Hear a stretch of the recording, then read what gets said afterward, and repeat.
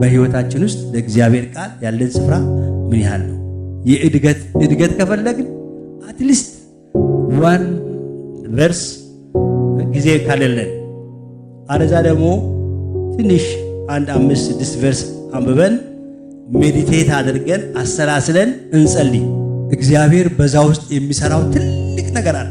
ያችሁ ክርስትና መገለጥ ነው። ክርስትና መገለጥ ነው። እግዚአብሔርን ማወቅ በአእምሮ ምርምር አይመጣም፣ በመገለጥ ነው። መንፈስ ቅዱስ ሲገልጥልን ነው። እግዚአብሔር ራሱን ለአብርሃም ገለጠ፣ እግዚአብሔር ተገለጠ ነው የሚለው። አብርሃም ተመራምሮ እግዚአብሔርን እንደዚህ አወቀው የሚል አናይም። ነገር ግን እግዚአብሔር ራሱን ለአብርሃም ገለጠ ነው የሚለው መጽሐፍ ቅዱስ። እግዚአብሔር ደግሞ ሲገልጥ የእግዚአብሔር መገለጥ ደግሞ it is gradual ወይም ደግሞ እየጨመረ እያደገ የሚሄድ ነው። ሁልጊዜ በአንድ ጊዜ ሁሉንም ፓኬጅ አይሰጠንም። እግዚአብሔር ባለው በጥቂቱ ላይ ምንድነው ላለው ይሰጠዋል ነው የሚለው እና ስለዚህ ባለን በጥቂቱ ስንጠቀም እግዚአብሔር እያበዛልን እየጨመረልን ነው የሚሄደው። that is the principle of God.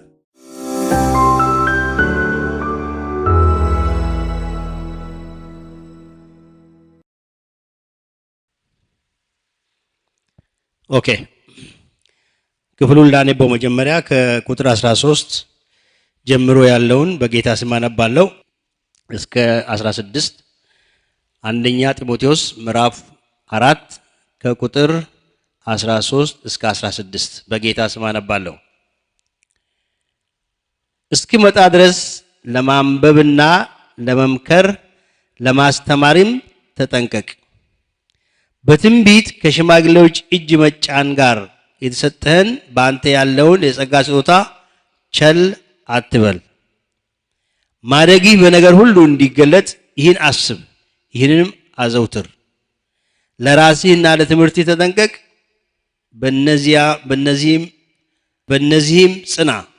ይህን ብታደርግ ራስህንና የሚሰሙህን ታድናለህና ይላል። እግዚአብሔር የተመሰገነ ይሁን። በዚህ ክፍል ላይ በምዕራፍ 4 ላይ ይዘን የተነሳነው ዋና ሐሳብ ምንድነው? የእግዚአብሔር ሰው መሆን እንዴት ይቻላል የሚል ነው። የእግዚአብሔር ሰው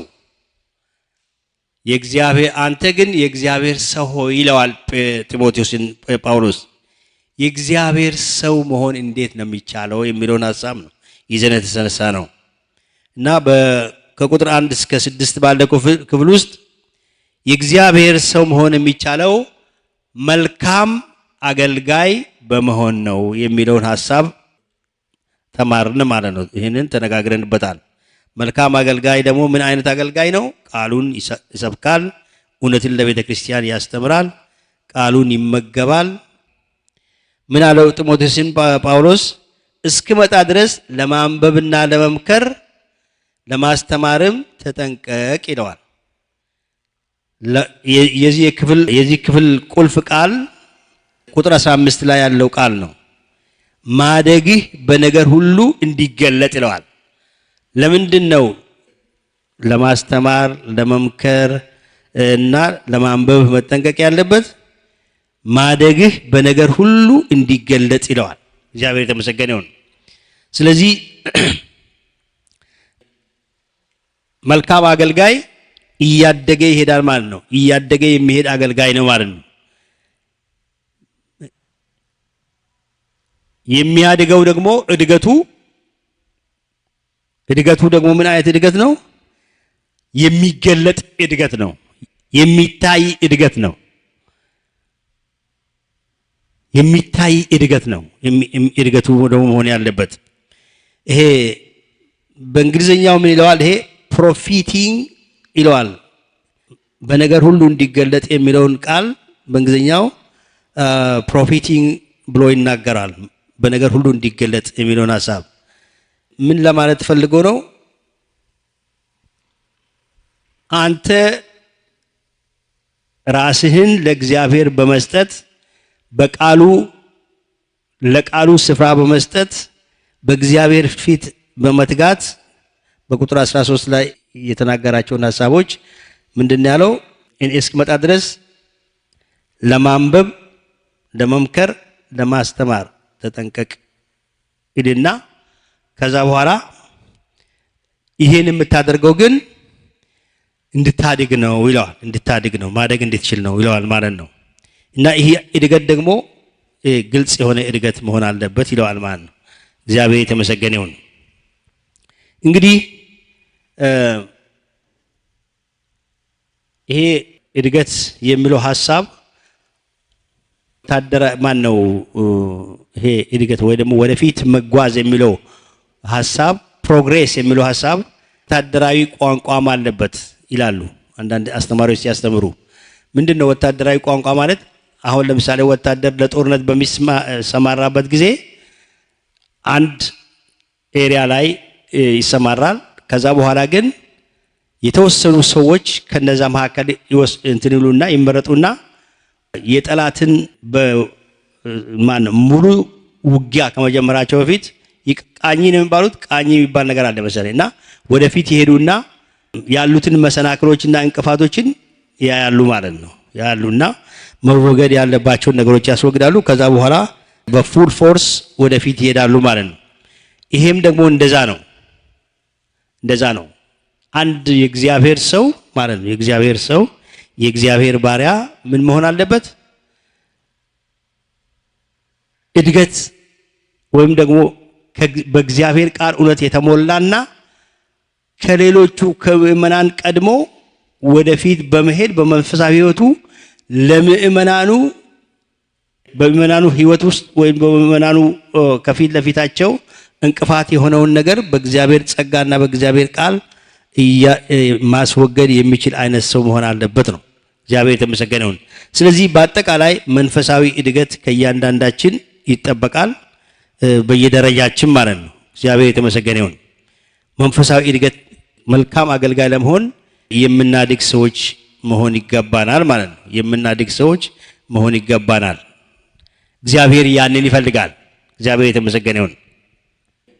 እንደ መንፈሳዊ መሪ ጢሞቴዎስ በመንፈሳዊ ሕይወቱ ማደግና ቤተክርስቲያን አባላትን ሁሉ እድገቱን በማየት የእርሱን ምሳሌ የሚከተሉበት ደረጃ ላይ ሊደርሱ ይገባል። ጳውሎስ ይህን ነው የሚያስጠነቅቀው። ተጠንቀቅ ይለዋል። እግዚአብሔር የተመሰገነ ይሁን። አንድ መጋቢ ራሱ ወዳልደረሰበት ቦታ ህዝቡን መምራት አይችልም። መመሪያው የእግዚአብሔር ቃል መመሪያ ምንድን ነው? በእግዚአብሔር ቃል ውስጥ ያለው መመሪያ አንድ መጋቢ የተረዳውን ያህል ነው ለሌሎችን ማስረዳት የሚችለው።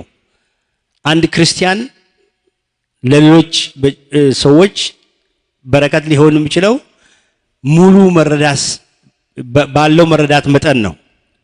ጴጥሮስና ዮሐንስ ያንን ሽባ ምንድን ያሉት? በመቅደሱ ጋር ያገኙትን ሽባ ይሄንን ያለኝን እሰጥሃለሁ። እግዚአብሔር የተመሰገነ ይሁን። አስቀድሞ ያላቸው ነገር ነበር። ተነሳና በጌታ በኢየሱስ ክርስቶስ ስም ተመላለስ አሉ። እሱ ሳንቲም ነው የለመነው። እነሱ ግን ክርስቶስ ፈዋሽ መሆኑን፣ ክርስቶስ ሙሉ ሰው የሚያደርግ ጌታ መሆኑን አውቀዋል። ስለዚህ ይሄንን ያለንን እንሰጥሃለን ነው ያሉት። እግዚአብሔር የተመሰገነ ይሁን። ስለዚህ ያንን ሰው ካለበት ነገር አንስተው ጊዜያዊ ከሆነው ከገንዘብ ልመና ወይ ደግሞ በሚሰጡት ገንዘብ ደስ መሰለኝ ሳይሆን ሙሉ ጤንነቱን አግኝቶ ካለበት ጨለማ እንዲወጣ አደረጉት ማለት ነው። እግዚአብሔር የተመሰገነ ይሁን። እንግዲህ የማያድግ ክርስቲያንም ወይም የማያድግ መሪም የቤተክርስቲያን አባል የማያድግ መሪ ወይም የቤተክርስቲያን አባል ወደ ኋላ እየሄደ ያለ ነው ማለት ይቻላል። ምክንያቱም በክርስትና ሕይወት አንድ ቦታ ላይ መቆም አይቻልም። እድገት ሁል ጊዜ አለ። አገልጋይ በአኗኗሩ በስብከቱ ወይም ደግሞ በመንፈሳዊ ሁኔታ እያደገ መሆኑ የሚያሳይ ማስረጃ ምንድን ነው ብለን ስናይ አሁን እንግዲህ አንድ ቤዚክ ነገር ላይ ተስማምተናል። እድገት ኢዝ ኢምፖርታንት፣ አስፈላጊ ነው፣ ወሳኝ ነው ተባብለናል። እግዚአብሔር ከእያንዳንዳችን ይጠብቃል፣ ማደግ ያስፈልጋል። ለዚህ ነው ተጠንቀቅ ያለው ጳውሎስ ለጢሞቴዎስ። የሚታይ እድገት መኖር አለበት ነው ያለው። እግዚአብሔር የተመሰገነ ይሁን። ኦኬ እንግዲህ የሚረዱ ፋክተርስ ምንድን ናቸው? ለማደግ ለእድገት የሚረዱ ፋክተርስ ምንድን ናቸው? አንድ የተወሰኑ ሰዎችን ሶስት ነጥቦችን እናያለን ከጊዜያችን አንፃር። አንደኛ የእግዚአብሔርን ቃል ማጥበቅ ወይም ደግሞ ኢንፋሳይዝ ማድረግ፣ የእግዚአብሔርን ቃል አጥብቆ መያዝ፣ ይሄ በጣም ወሳኝ ነው። ኦኬ፣ የእግዚአብሔር ቃል አጥብቆ መያዝ ነው። ለጢሞቴዎስ ይሄንን ነው የተናገረው ጳውሎስ ቁጥር 13 ላይ እስክመጣ ድረስ ለማንበብ፣ ለመምከር፣ ለማስተማር ተጠንቀቅ። መጀመሪያ ማንበብ፣ ቀጥሎ መምከር፣ ቀጥሎ ማስተማር፣ ለእነዚህ ነገሮች ተጠንቀቅ ይለዋል። ተጠንቀቅ የሚለው ቃል ምን የሚል ነው? ጊቭ አቴንዳንስ ቱ ወይም ደግሞ ዲቮት ዩር ላይፍ ቱ ወይም ለዛ ነገር ህይወትህን ስጥ ማለት ነው። ተጠንቀቅ የሚለው ቃል ማለት ነው። ያንን ሐሳብ የያዘ ቃል ነው። እንግዲህ ጢሞቴዎስን ይሄን ሲያዘው አንደኛ ቃሉን ማገልገል ለጢሞቴዎስ ቀዳሚና ዋና ስራ እንጂ ሲመች የሚያደርገው ጉዳይ መሆን እንደሌለበት እያሳሰበው ነው ማለት ነው። ጌታ የተመሰገነውን። አንዳንድ ጊዜ በሌላ ነገር ሁሉ እንጠመድና ማለት ነው እንጠመድና የእግዚአብሔር ቃል ካፈል ወይም ደግሞ በእግዚአብሔር ቃል ላይ ማተኮር ሲመች የሚደረግ ነገር አድርጎ ሰዎች ሲያዩ ይታያል። ይሄ ግን ትክክል አለመሆኑን መገንዘብ ያስፈልጋል። የአገልጋይ ትልቁ ነገር የእግዚአብሔር ቃል ነው። ምክንያቱም ምን ይላል መጽሐፍ ቅዱስ? ዳግመኛ የተወለዳችሁት ከምንድን ነው ይላል? በማይጠፋ ወይ ደግሞ በማያልፈው በእግዚአብሔር ቃል ነው ይላል። ኃይል ያለው የሰውን ህይወት የመለወጥ ኃይል ያለው የእግዚአብሔር ቃል ብቻ ነው። እግዚአብሔር የተመሰገነ ይሁን። ስለዚህ ቃሉ ሴንትራል ነው ለክርስትና ህይወት አገልግሎት፣ ቀዳሚ መሆን አለበት። ማንበብ የሚለው ቃል በጥንት ቤተ ክርስቲያን ትንሽ ለየት ይላል። እኛ አሁን ዛሬ ከምናደርገው ምንድነው? እርግጥ በየግላችን የእግዚአብሔርን ቃል ማጥናት አለብን፣ ማንበብ አለብን። ግን በጥንት ቤተ ክርስቲያን ግን ምን ይደረጋል? የዕለቱ መልእክት ተብሎ ሰባኪው ከማስተማሩ በፊት ለጉባኤው በጉባኤ ደረጃ የሚነበባል የእግዚአብሔር ቃል አለ። ያቺው የእግዚአብሔር ቃል አለ የሚነበብ እና ይሄ በጣም አስፈላጊ እንደሆነ ይናገራሉ። ትዝ ይላችሁና ሉቃስ 4:16 ላይ ጌታ ኢየሱስ ክርስቶስ ወደ ቤተ መቅደስ ሲሄድ የኢሳይያስን መጽሐፍ ሰጡትና ያንን አነበበ። ከዛ በኋላ ይህ ቃል በፊታችሁ ዛሬ ተፈጸመ አለ። ስለዚህ ያ ለዕለቱ የተነበበ የእግዚአብሔር ቃል ነበር እና it had an important message። ደግሞ ክርስቶስ የዛ ነገር ፈጻሚ የሆነው ክርስቶስ፣ የዛ ትንቢት ፈጻሚ የሆነው ክርስቶስ በመካከላቸው መገኘቱን ያሳየ ቃል ነበር። እግዚአብሔር የተመሰገነ ይሁን። ስለዚህ ዛሬም ብዙ ቤተክርስቲያኖች ይሄንን ይለማመዱ ነበር። ነገር ግን አሁን ብዙም አይታይም። ይሄ ግን አስፈላጊ ነው። ሶስተኛው ለመምከር ይላል። መምከር የሚለው ቃል ደግሞ በቀጥታ ሲወሰድ ማበረታታት፣ ኢንካሬጅ ማድረግ ሲሆን የእግዚአብሔር ቃል ሰዎች በግል ህይወታቸው እንዴት እንደሚጠቀሙበት ማሳየት ነው። ስለዚህ ጴጥሮስ እነዚህ ነገሮች እንዲያደርግ ጢሞቴዎስ እነዚህ ነገሮች እንዲያደርግ ጳውሎስ ነገረው ማለት ነው። መጋቢው ቃሉን ማንበብ፣ ማብራራት እና በግል ህይወት መጠቀም ወይም በስራ ላይ ማዋል እንዴት እንደሚቻል ለምእመኑ ማስተማር አለበት። ለምእመኑ ያንን ማድረግ አለበት። ቀጥሎ የምናየው ምንድነው? ዶክትሪን የሚል ሐሳብ አለ፣ ወይም ትምህርት ማስተማር። ይሄ ስለ መጋቢነት በነ ጢሞቴዎስ እና በነ ቲቶ መልእክት ውስጥ ትልቅ ስፍራ ተው።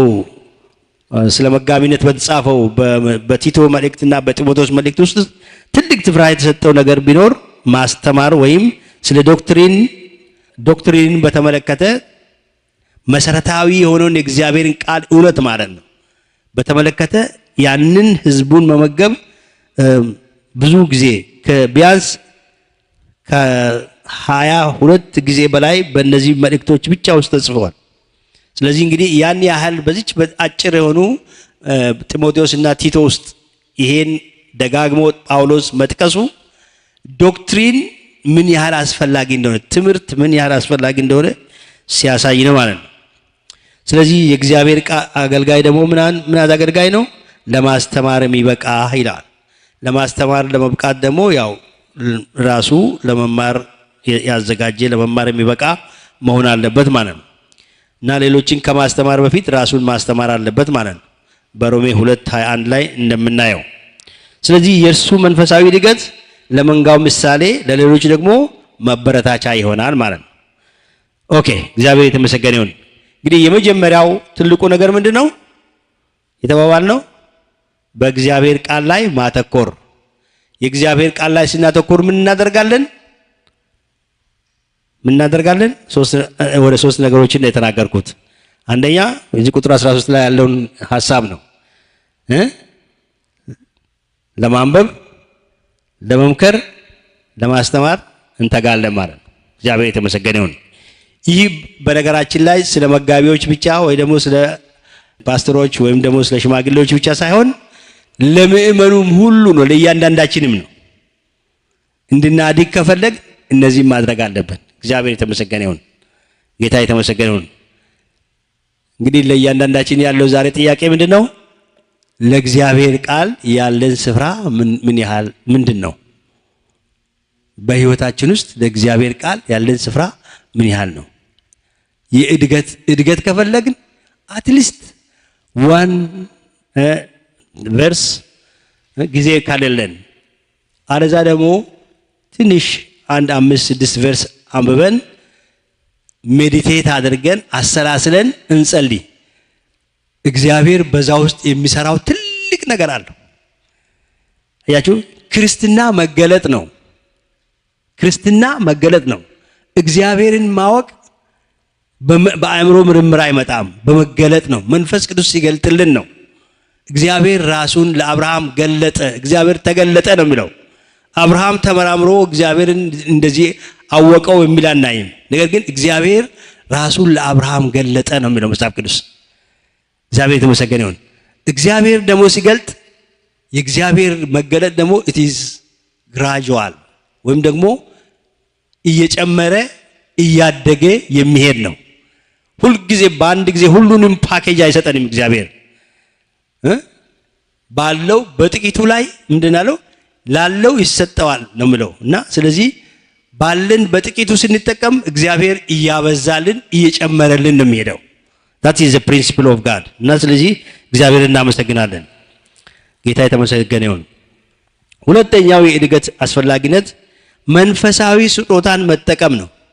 መንፈሳዊ ስጦታን መጠቀም ነው። ለጳውሎስ ለጢሞቴዎስ የተነገረው ቁጥር 14 ላይ ምናል በትንቢት ከሽማግሌዎች እጅ መጫን ጋር የተሰጠህን በአንተ ያለውን የጸጋ ስጦታ ቸል አትበል ይለዋል።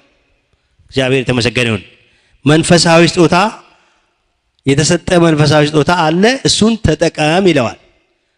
እሱን ቸል አትበል፣ እሱን ተንከባከበው፣ በስራ ላይ አውለው ይለዋል። እግዚአብሔር የተመሰገነ ይሁን። እንግዲህ መንፈሳዊ ስጦታ ከመንፈስ ቅዱስ ፍሬ ይለያል። ገላትያ 5 ላይ የመንፈስ ቅዱስ ፍሬ የሚል ነው። ወደዛ ዝርዝር ውስጥ አልገባም። ግን ስጦታ የሚለው ቃል ራሱ በግሪክኛው ቃል ካሪስማ ማለት ነው። ካሪስማ ይህ ማለት ከእግዚአብሔር የሆነ በጸጋ የተገኘ ስጦታ ማለት ነው። gracious gift from God እና በዓለም ቋንቋ ካሪስማ የሚሉት ዓለማውያን የሚጠቀሙት ሌሎችን ለምሳሌ አሁን አንዳንድ ጊዜ ዓለማውያን በጣም ካሪስማቲክ ሊደር ነው ይላሉ።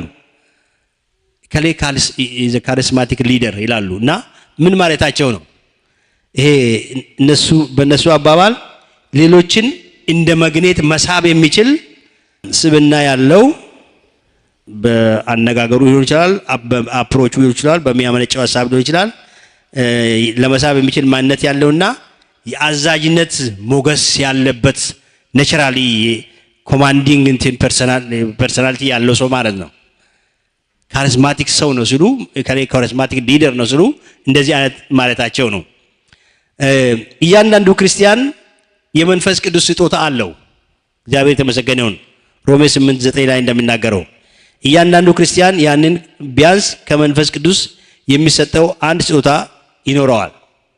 መንፈስ ቅዱስ እንደፈቀደ ለእያንዳንዱ ሰው ያካፍለዋል ይላል ቆሮንቶስ 12 ከቁጥር 1 እስከ 11 ስታነቡ ማለት ነው። ስለዚህ ስጦታ አለን ሁላችንም። ጌታ ሲያድነን ለእያንዳንዳችን ባለው ዓላማና እቅድ መሰረት ስጦታ ሰጥቶናል። ነገር ግን ያንን ስጦታችንን አውቀን በተግባር እየተንከባከብነው እያሳደግነው መንፈስ ቅዱስ በሕይወታችን ውስጥ ያንን እያጎላ እንዲሄድ ልባችን እየከፈትንለት ልንሄድ ያስፈልጋል ማለት ነው። እግዚአብሔር ደግሞ እንግዲህ ስለ መንፈስ ቅዱስ አሰራር ወይ ደግሞ ስለ መንፈስ ቅዱስ ስጦታ የተለያየ ትምህርቶች አሉ እና አንዳንድ ጊዜ ምንድነው ልክ ስንድን መንፈስ ቅዱስ በነገራችን ላይ በእኛ ህይወት ውስጥ ስራ መስራት የሚጀምረው ከዳንበት ሰዓት ጀምሮ ነው። መጀመሪያውኑ የሚለውጠና አዲስ ፍጥረት የሚያደርገን እሱ ነው። እግዚአብሔር የተመሰገነ ይሁን። ስለዚህ በአንደኛ ቆሮንቶስ 12:13 መሰረት የአካሉ ክፍል እንድንሆን በመንፈስ ቅዱስ ተጠመቃችሁ ይላል። በሌላ ቦታ ደግሞ በመንፈስ ቅዱስ ታተማችሁ ይላል ኤፌሶን ላይ። ስለዚህ መንፈስ ቅዱስ በህይወታችን ውስጥ መስራት የሚጀምረው ልባችንን ለክርስቶስ ከሰጠንበት ጊዜ ጀምሮ ነው። እግዚአብሔር የተመሰገነ ይሁን። ነገር ግን በእኛ በፔንቴኮስታል እምነት ማለት ነው ይሄ የኃይል መንፈስ የሚባል ደግሞ አለ። ሐዋርያት በሐዋርያት ስራ ላይ በተጠመቁ ጊዜ ለአገልግሎት እግዚአብሔር የሚሰጠው ጸጋ አለ፣ የተለየ ጸጋ አለ። ስለዚህ ያንን ማለታችን ነው። ስለዚህ እግዚአብሔር አንድን አማኝ ለተለየ አገልግሎት ስፍራ ሲሰጠው ለዛ ስራ የሚረዳው የመንፈስ ቅዱስ ስጦታ ይሰጠዋል። ጢሞቴዎስ ሽማግሌዎች ምንድነው ኦርዴን ሲያደርጉት እጅ በመጫን ሲጸልዩለት ስጦታ ሰጥቶት ነበር። እግዚአብሔር ስጦታ ሰጥቶት ነበር። ለዛ ለተለየበት ስራ ወይም አገልግሎት ብቃት የሚሰጠው ችሎታ የሚሰጠው ያንን በአገልግሎቱ ፍሬያማ እንዲሆን የሚረዳው ጸጋ ከእግዚአብሔር ዘንድ ተቀብሎ ነበር። ነገር ግን ጢሞቴዎስ በሆነ ምክንያት ቸል አለው ያንን ስጦታ። ጳውሎስ ያንን ነው እንግዲህ ቸል አትበል ብሎ ይናገራል።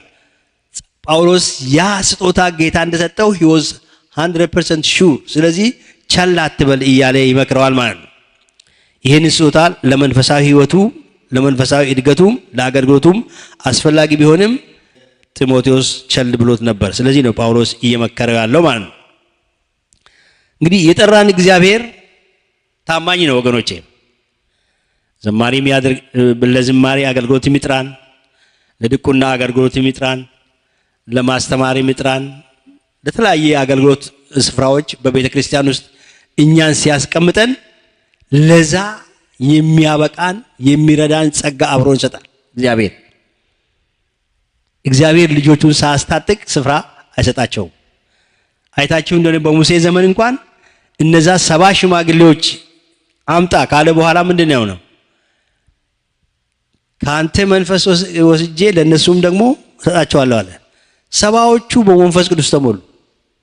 የእግዚአብሔር መንፈስ በእነሱ ላይ መጣ። እግዚአብሔር የተመሰገነ ይሁን። ምክንያቱም እነዛ ሰዎች የተመረጡ ለምን ዳኝነት ስራ እንዲሰሩ ነበረ። ሙሴ ስራው ስለበዛበት ብቻውን ከጧት ጀምሮ እስከ ማታ ድረስ ስለሚሰራ ስለዛለ ስለደከመ ከአቅሙ በላይ ስለሆነበት ረዳት የሚሆኑ ሰዎችን እግዚአብሔር እንዲያመጣ ጠየቀና ከዛ በኋላ ደግሞ ለነሱም ጸጋን ሰጣቸው። እግዚአብሔር ታማኝ ነው። ዛሬም ቢሆን አንድ የአገልግሎት መስክ ሲሰጠን እግዚአብሔር ለዛ የሚያስፈልገን ጸጋ አብሮ ይሰጣል። ስለዚህ ነው ጳውሎስ ጢሞቴዎስን ይሄን የሚለው ማለት ነው። እንግዲህ ከኛ የሚጠበቀው ምንድነው?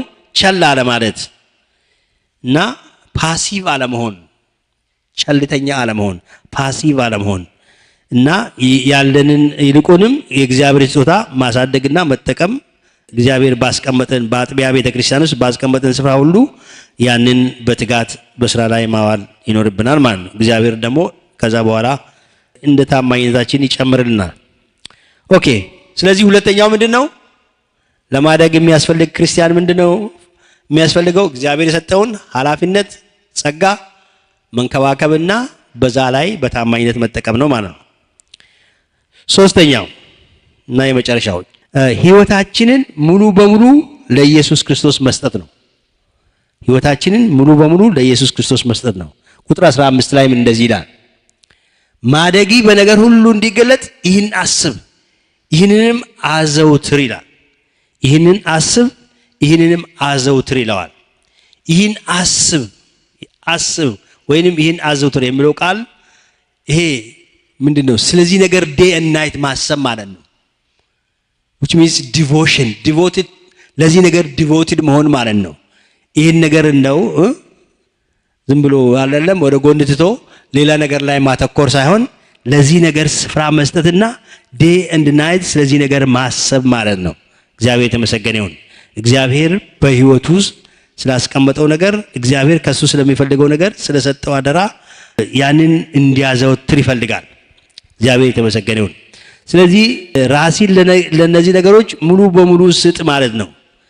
give yourself totally to these things ማለት ነው። በሌላ አነጋገር የጢሞቴዎስ መንፈሳዊ ህይወትና አገልግሎት በእርሱ ህይወት ውስጥ ያሉ ማንኛውንም ነገር የሚቆጣጠር ወይም ተጽዕኖ የሚያደርግ መሆን አለበት እንጂ አንዳንድ ጊዜ ሲመቸው የሚያደርጋቸው ነገሮች መሆን የለባቸው።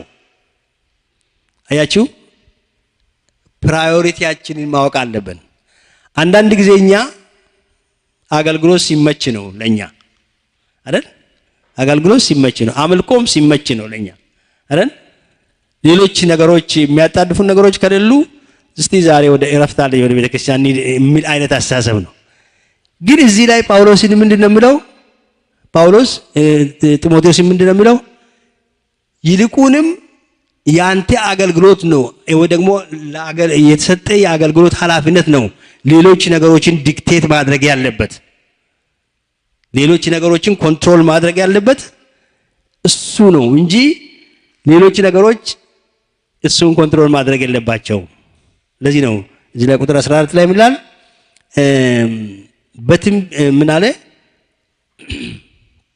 ማደጊ በነገር ሁሉ ይህን አስብ ይህን አዘውትር። ምክንያቱም ያኔ ነው እውነት አድጋሃል የምትባለው። ማደጊ የሚታወቀው ያኔ ነው። ፎከስህ በእግዚአብሔር ነገር ላይ ሲሆንና የእግዚአብሔር ነገር እግዚአብሔር የሰጠ አደራ ደግሞ ሌሎችን ነገሮች የህይወትን ጉዳዮች ኮንትሮል የሚያደርገው እሱ ከሆነ ዜን ዩ አር በመንፈሳዊ ህይወት ያደግክ ሰው ነህ ማለት ነው ይለዋል። እግዚአብሔር የተመሰገነ ይሁን። ስለዚህ እንግዲህ መሰጠት በጣም አስፈላጊ ነው። ለስራው ሙሉ በሙሉ መሰጠት ከሌለ በአገልግሎታችን ግንባር ቀደም መሆን አንችልም፣ ሌሎችንም መምራት አንችልም። ለዛ ስራ መሰጠት ከሌለ ጌታ ኢየሱስ ክርስቶስ ሲናገር አንድ ሰው ለሁለት ጌቶች መገዛት አይችልም አለ። ያቺው ለሁለት ጌቶች መገዛት አይቻልም፣ የታወቀ ነው። ጳውሎስም ሲናገር ነገር ግን ይህን አንድ ነገር አደርጋለሁ አለ። ይህን አንድ ነገር አደርጋለሁ፣ የኔ ፎከስ ይህ አንድ ነገር ነው አለ በፊልጵስዩስ 3:13 ላይ። ያዕቆብ ደግሞ ምን ይላል? በሁለት ሐሳብ የሚያነክስ ሰው በመንገዱ ላይ የሚጸና አይደለም፣ ወይም ደግሞ a double minded person is unstable in all his ways ይላል ጄምስ 1:8 ላይ። ያችሁ በሁለት ሐሳብ የሚያነክስ ሰው ግብ አይደርስም ብሎ ይናገራል። ስለዚህ ሶስተኛው ነጥብ ምንድነው? ዲቮትድ መሆን ነው። ለዚህ ነገር ዲቮትድ መሆን ለማደግ ከተፈለገ። አራተኛውና የመጨረሻው መንፈሳዊ ምርመራ ማድረግ ነው፣ ወይ ደግሞ ለህይወታችን መንፈሳዊ ምርመራ ማድረግ ነው። ወይም ደግሞ ምንድነው የሚባለው? ስፒሪቹዋል ኢንቨንተሪ፣ መንፈሳዊ ምርመራ፣ ህይወታችንን መመርመር ነው ያለብን። በአንደኛ ጢሞቴዎስ 4:16 ላይ እንደሚናገረው 16 ቁጥር 16 ላይ ለራስህና ለትምህርትህ ተጠንቀቅ፣ በእነዚህም ጽና፣ ይህንን ብታደርግ ራስህንም የሚሰሙህን ታድናለህና። ምን አድርግ? ለራስህና ለትምህርትህ ተጠንቀቅ። እግዚአብሔር የተመሰገነ ይሁን። ስለዚህ እንግዲህ ተጠንቀቅ የሚለው ቃል በቃሉ እውነት ብርሃን ልባችንን መመርመር እንዳለብን የሚያመለክት ነው። መጠንቀቅ የሚለው ቃል በቃሉ እውነት ብርሃን ልባችንን መመርመር እንዳለብን የሚያመለክት ቃል ነው። ጳውሎስ በአጻጻፉ በመጀመሪያ ለራስህ ተጠንቀቅ ካለ በኋላ ቀጥሎ ደግሞ ለትምህርትህ ይለዋል። ስለዚህ ጥንቃቄው ራሱ ሁለት ደረጃ ይሰጠዋል። ፈርስት ፎር ዩርሰልፍ ለራስህ ተጠንቀቅ፣ ቀጥሎ ለትምህርትህ ተጠንቀቅ ይለዋል። አያችሁ፣ ለራስህ ለትምህርትህ ተጠንቀቅ ይለዋል። ለኤፌሶን ቤተክርስቲያን ሽማግሌዎችም ተመሳሳይ ማስጠንቀቂያ ነው የሰጣቸው። ሐዋርያት ሥራ ምዕራፍ 2 ምዕራፍ 20 ቁጥር 28 ላይ ለራሳችሁና ለመንጋው ተጠንቀቁ ነው ያለው። መጀመሪያ ለራሳችሁ ቀጥሎ ደግሞ ለመንጋው ተጠንቀቁ ነው ያላቸው። እግዚአብሔር የተመሰገነ ይሁን። ስለዚህ እግዚአብሔር ባሪያ ሌሎችን በመርዳት ብዙ ስራ ሊበዛበት ይችላል። ከዚህ የተነሳ ራሱንና መንፈሳዊ ጉዞውን መመርመር ሊረሳ ይችላል እና ግን መጀመሪያ ራሱን ነው መመርመር ያለበት። ፊኒ የተባለው በጣም የታወቀ የአሜሪካ ሰባኪ አለ። በ16ኛው ማነው በ60ዎቹ ዓመታት ውስጥ ማለት ነው። በጣም የታወቀ ሰባኪ ነው እና ምን ብሎ ሰበከ? አንተ ሰባኪ መጀመሪያ ራስህን አድን፣ ፕሪቸር ሴቭ ዛይሰልፍ ብሎ ሰበከ እና ይህ ስብከት በተለይ በዚህ ዘመን በጣም አስፈላጊ ነው። በጣም አስፈላጊ ነው። ለምን? ብዙ ሰው ህይወቱን ከአገልግሎት ስራው ጋራ ስለማይጣጣም የብዙ ሰው ህይወት አገልግሎት ከሚጠይቀው ስታንዳርድ ጋራ የህይወት ደረጃ ጋራ ስለማይጣጣም ብዙ ሰው ከአገልግሎት እየወጣ ነው። የሞራል ችግሮች፣ ፍቺ፣ ሌሎችም አሳፋሪ ጠባዮች ብዙዎችን የእግዚአብሔር አገልጋዮች እየገደላቸው ነው፣ ከመስመር እያወጣቸው ነው። ስለዚህ ጳውሎስ ምን ይላል? እንደ ቆመ የሚመስል እንዳይወድቅ ይጠንቀቅ ይላል። አንደኛ ቆሮንቶስ 10:12 ላይ የአገልግሎታችን ዓላማ ምንድን ነው? ነፍሳትን ወደ ጌታ ማምጣት፣ የዳኑትንም መገንባት ነው። ይህም ለእግዚአብሔር ክብር የምናደርገው ነው። ነገር ግን ውጤት ያለው አገልግሎት በእኛ በኩል ከመስራቱ በፊት እግዚአብሔር መንፈስ ቅዱስ በእኛ ውስጥ መስራት መቻል አለበት። እኛ ውስጥ ህይወት ውስጥ መስራት መቻል አለበት። በፊልጵስዩስ ምዕራፍ 2 ቁጥር 12 ላይ እስከ 13 ይሄን ታገኛላችሁ። እንግዲህ ባጭሩ ስንመለከት አንድ አገልጋይ ማደግ አለበት። ለማደግ የሚያስችሉ ፋክተሮች ደግሞ ምንድናቸው ነው የተባባልነው? በእግዚአብሔር ቃል ላይ ማተኮር፣ ለእግዚአብሔር ዓላማና ለእግዚአብሔር ነገር ዲቮትድ መሆን፣ ኦኬ፣ መንፈሳዊ ስጦታዎቹን በአግባብ ማሳደግና በዛ ነገር መጠቀም፣ ኦኬ። ከዛ በኋላ ደግሞ መንፈሳዊ ኢንቨንተሪ መውሰድ፣ ራሱን ህይወቱን መመርመር። እግዚአብሔር የተመሰገነ ይሁን። እንደ መልካም አገልጋዮች ቃሉን እንሰብካለን። እግዚአብሔርን እንደሚመስሉ አገልጋዮች ቃሉን እንለማመዳለን። እንደሚያድጉ አገልጋዮች ደግሞ በቃሉ እናድጋለን። እግዚአብሔር የተመሰገነ ይሁን። ጌታ ሁላችንንም ይርዳን። አሜን። ስንቶች ለማደግ እነዚህን ነገሮች ለማድረግ በእነዚህ ነገሮች ለማተኮር ፈቃደኛ ናቸው? እንግዲህ ጌታ እያንዳንዳችንን ጸጋውን ያብዛልን። እዚህ ላይ እናበቃለን።